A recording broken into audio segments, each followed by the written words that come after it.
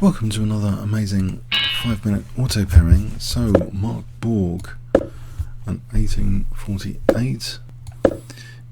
The auto pairing ratings are very hard compared to any other kind of rating system online. Actually, you get a lot of IMs just around 2100. It's just incredibly hard system. So anyone's pretty difficult to play against usually. Play for a quick B5.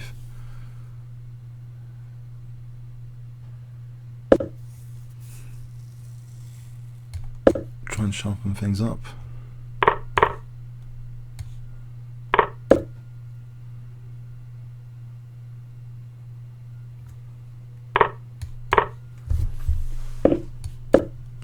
So a kind of Benko gambit now.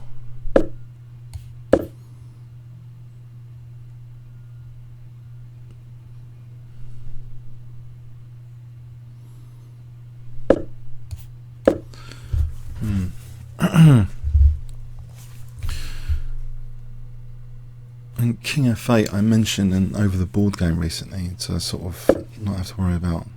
I might try that to not have to worry about E7. So this knight could be free. Well, knight goes to C4 here. I'm on D5 as well. E5 is knight D5. Try and get a knight to C4. I know it's crazy, but it's what I've kind of seen sometimes. Maybe it's not in this exact position. It's just an idea. So knight C7 is threatened. Alright, I'll protect this for a moment. C7 square. A4 does knight A4, Queen B5. So he's gone back. Knight C4 now. Is that plausible? Going back again. What about just Queen B3 and hoping for a queenside blockade? Because I've got knight taking there. It seems like he's under pressure on the queen side. Now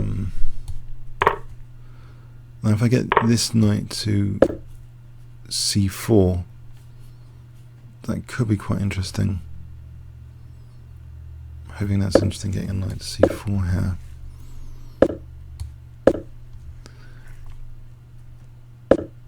Alright, so knight takes B2, king C2. And I'm kind of losing material. Knight D2, bishop takes, C3 takes. That ending there, if I'm not getting mated, which is quite likely actually. Yeah, unfortunately I'm getting mated there. No, I'm not. Hang on, I've got G7. Okay, that ending might be interesting to consider. Now knight B2, it's a shame it doesn't seem to work. Rook B2, that looks king C4, rook D2, maybe rook B2 is more interesting, but it gives him past a pawn at the end of it. So maybe I was right to think this position. I'll go for this. I'll cash out with this position. Unless there's anything tactical here, I think. Check. As rook takes A3 as an alternative. Just taking on B1 simply. Or taking here. Go for this. So king G7 means I'm not getting mated. He hasn't got the passed A pawn. I'm taking that past the A pawn. But is there anything going on? Maybe F5 and try and collapse this centre. Is an idea. This D5 I'm hoping can be seen as a weakness potentially. So I'll try and collapse this centre. I'll get my king to F6, then to E5.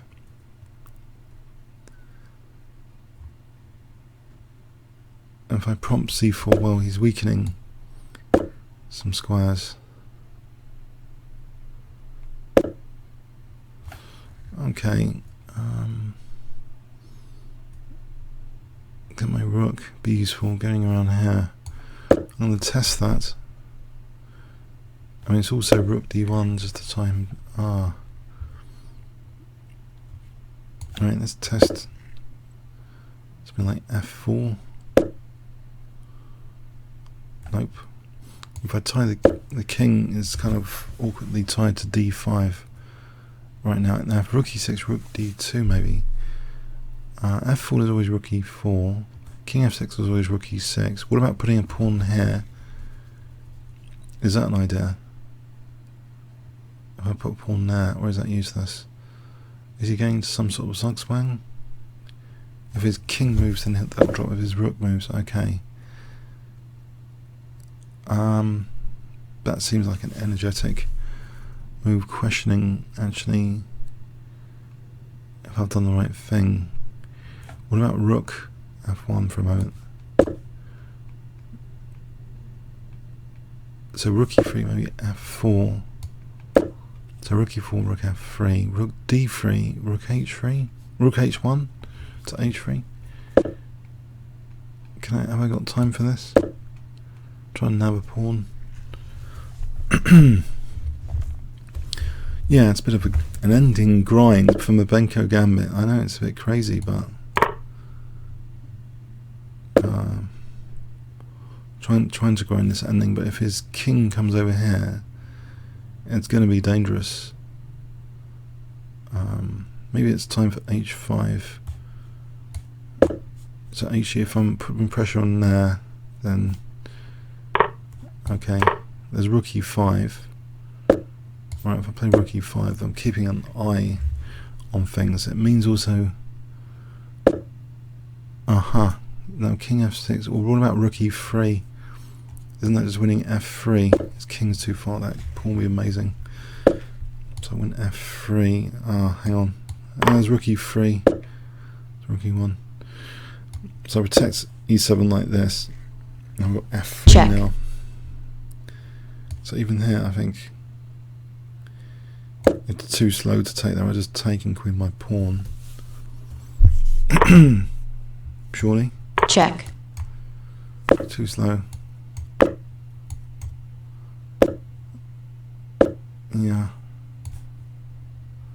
Check.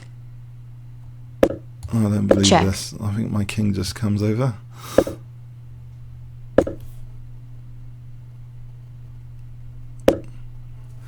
Does it not? I'll take it seriously though.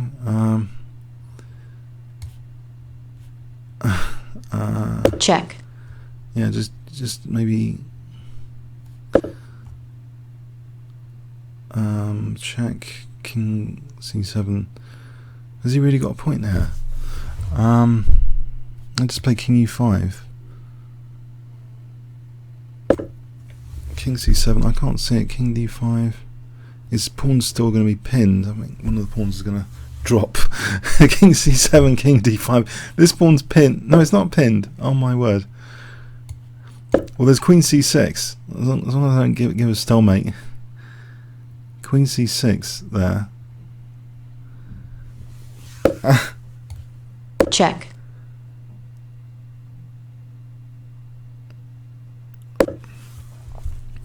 Alright, I just, yeah, king here, king e8, queen d7. So I'm giving him one move, king here, king e8. Alright, bit of a grind there for the Benko gambit. Yep, he's resigned. So let's have a quick look. The endgame is always, sometimes it's vulnerable, the d5 pawn in the endgames.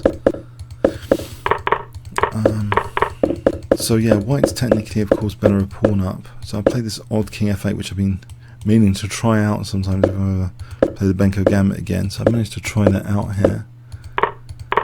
Now actually it gives slightly better for black, this position. It actually seems to like my play. Is it possible? Maybe knight e5, okay, f5, knight f5. Knight a4. This is very, very interesting, just from a theoretical point of view. Why would knight a4 here? Is it to do with e4? So if he takes, there's pressure on e4. If f3, f5, look at the rooks. Amazing idea. And if takes, what is black up to now, given the chance? Getting the king c4, putting the bishop here. Let's just give white a move like this. Oh, we can take here and just win this pawn like in the game under better circumstances. Say white tries to just wait around. Say this. Oh, rook b5, look at this, engulfing the d5 pawn. So yes, I think the theme of it, the d5 theme in this game, is relevant in this engine variation here with knight a4. That's very, very interesting. So I've only just got equality here. This structure could have been reduced to a weak d5 pawn with this f5, which I tried to do later. So there's a glimmer of that here, but it's not as powerful because of e takes. Yeah, this apparently is just equal. He started misplaying it, but that's really interesting. Yes, he started misplaying it.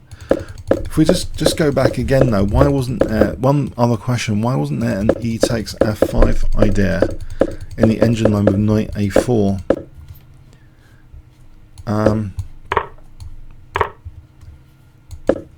So like this scenario, e takes f5, I guess there is.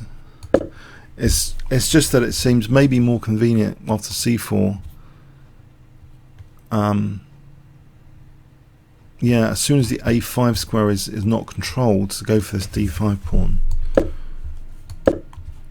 So we get this position. Oh, anyway, b5.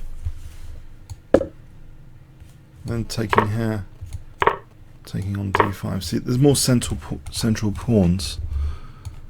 That's the point. Not giving whites. That pass pawn doesn't seem so bad here. Okay, comments or questions on YouTube. Thanks very much.